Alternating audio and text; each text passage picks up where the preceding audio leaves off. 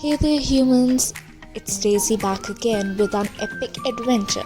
So today I'm going to take you on a stroll in one of the Delhi's most beautiful gardens, Nehru Park.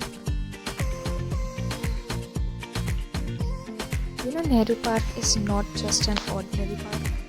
It's a doggy heaven. The lush greenery and make every stroll an adventure. But beware humans. Leash up your socks cause I'm about to take you on a hilarious chase around the garden.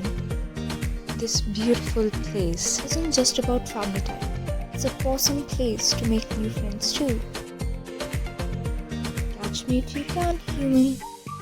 Dodging trees, jumping over logs and weaving through the crowds. I'm the canine Milkha Singh of Nehru Park.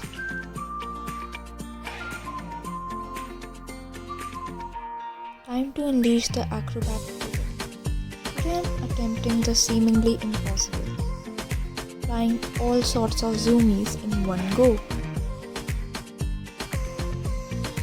My god, after all that exercise, it's time for a treat-filled pit stop.